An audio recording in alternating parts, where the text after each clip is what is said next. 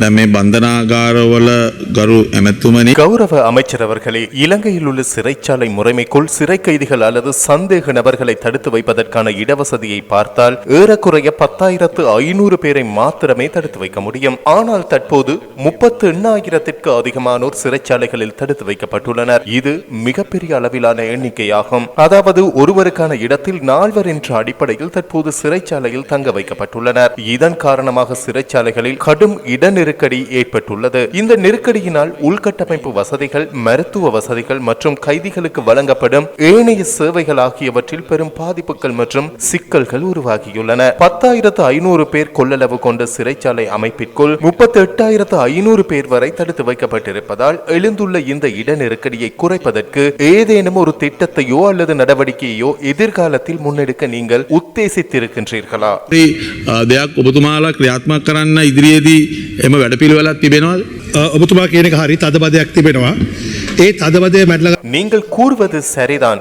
சிறைச்சாலைகளில் ஒரு பெரும் நெருக்கடி காணப்படுகின்றது. இந்த நெரிசலை கட்டுப்படுத்துவதற்கு நாங்கள் பல நடவடிக்கைகளை எடுத்து வருகின்றோம். முதலாவதாக முழு சிறைச்சாலை அமைப்பிலும் உள்ள கட்டிடங்களின் கொள்ளளவை அதிகரிக்க நடவடிக்கை எடுத்திருக்கின்றோம். தற்போதுள்ள கட்டிடங்களில் புதிய பகுதிகளை மிக விரைவாக நிர்மாணித்து வருகின்றோம். இரண்டாவதாக அரசாங்கத்திற்கு சொந்தமான சில கட்டிடங்கள் மற்றும் காணிகளை இதற்காக பயன்படுத்த தீர்மானித்திருக்கின்றோம். குறிப்பாக மகாமோதிர மருத்துவமனை போன்ற சில இடங்களை ஏற்கனவே நாங்கள் பொறுப்பேற்றிருக்கின்றோம். ஏனெனில் ஒரு புதிய சிறைச்சாலையை நிர்மாணிப்பதற்கு 1 வருடத்திற்கு மேலாகும். ஆனால் எமக்கு இப்போது உடனடி தீர்வு தேவைப்படுகின்றது. சிறைச்சாலைகளில் பெரும்பாலானோர் விளக்கமறியலில் உள்ள கைதிகளாகவே இருக்கின்றனர். இதற்கான முக்கிய காரணம் அரச பகுப்பாய்வு அறிக்கைகள் கிடைப்பதில் ஏற்படும் தாமதமாகும். அங்கு நிலவும் பணியாளர் பற்றாக்குறையை இதற்கு காரணமாக காணப்படுகின்றது. தற்போது அந்த பணியாளர்களை இணைத்துக் கொள்ள நடவடிக்கை எடுத்திருக்கின்றோம். இன்னும் சில மாதங்களில் மிக விரைவாக அந்த அறிக்கைகளை பெற்று பிணை விண்ணப்பங்களை முன்னெடுக்க முடியும்